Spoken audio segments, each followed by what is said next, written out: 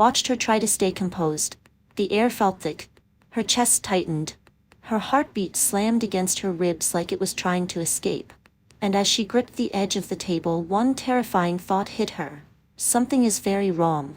If you're here and stories like this matter to you, subscribe and stay with me. And thank you for watching, because what you're about to witness isn't just a story, it's a warning.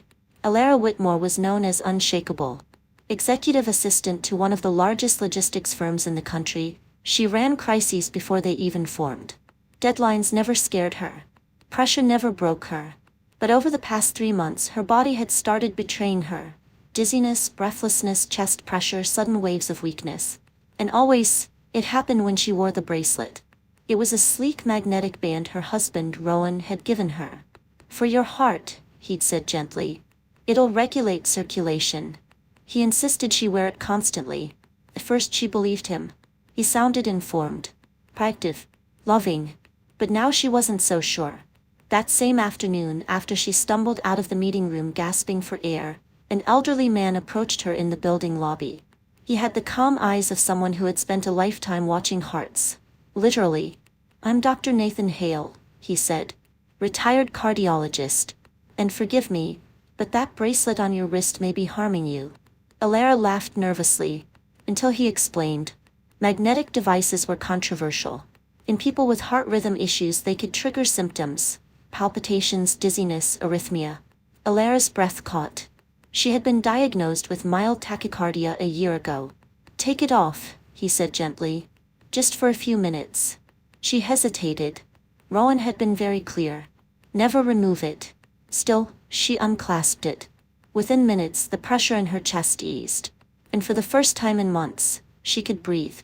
Rowan didn't shout when she told him she'd removed the bracelet. He smiled. That was worse. You're overreacting, he said calmly. Stress. Or, you always push yourself too hard. He placed the bracelet back in her hand. Closed her fingers around it. You need this. From that moment, Elara began noticing things she'd ignored before. How Rowan checked her wrist every morning. How he grew irritated if she forgot. How he dismissed doctors. How he monitored her calls, her schedule, even her sleep. Concern, slowly revealing itself as control. One night, she tried to schedule a cardiology appointment.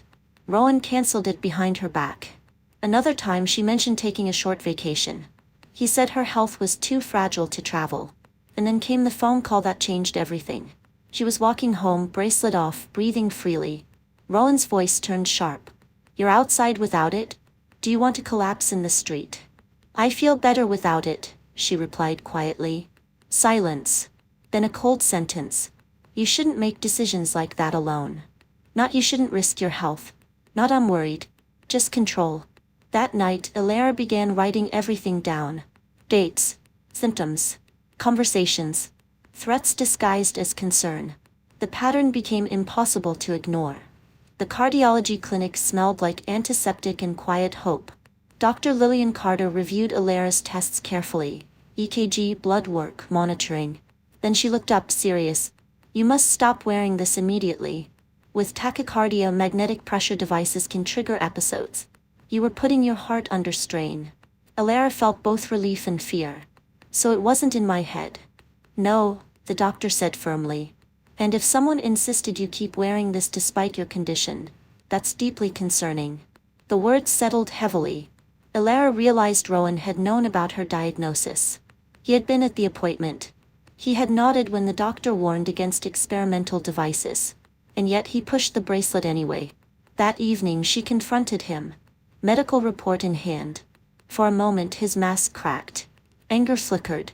You're being dramatic, he snapped. Everything I do is for you. For me, she whispered. Or to control me? He stepped closer. Too close. You need structure, he said. You make bad decisions when you're emotional. The room felt smaller. Dangerous. Elara grabbed her bag and walked out. She didn't go back. Her colleague, Mara, opened her apartment door without questions. Just a hug and a place to stay. Within days, Elara met a lawyer. Psychological abuse. Medical negligence. Coercive control. The evidence was strong. Texts. Recordings. Medical reports. Rowan's calls turned into threats. I'll ruin your career. I'll make sure no one believes you. She documented everything and kept moving forward. The courtroom was silent when the recordings played. Rowan's voice filled the space, controlling, threatening, cold. The judge didn't interrupt.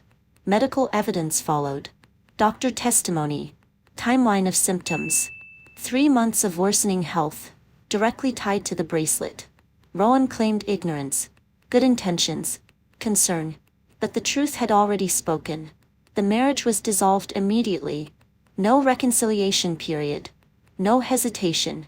Elara walked out of the courthouse into sunlight that felt different. Lighter, sharper, real. Weeks later, her Holter monitor results confirmed what she already felt. Her heart was stabilizing. No bracelet. No pressure. No fear. She returned to work. Stronger. Calmer. And unexpectedly, promoted. Vice President of Administration. Not because of sympathy, because she had always been exceptional. Now she was also free. Months later she ran into Dr. Hale again, the retired cardiologist who first warned her. "You look healthier," he said. "I am," she smiled. "I finally listened to my own heart."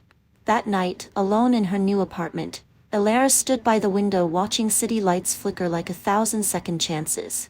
She realized something powerful. Abuse doesn't always arrive with bruises. Sometimes it comes wrapped in concern, gifts, promises, and control. And survival begins the moment you question it. If this story moved you, shocked you, or reminded you of someone, don't ignore that feeling. Share it. Talk about it. Stand up sooner, not later. And if you believe stories like this matter, subscribe, stay, and be part of a space where truth is spoken and silence is broken. Because the next story might help someone leave before it's too late.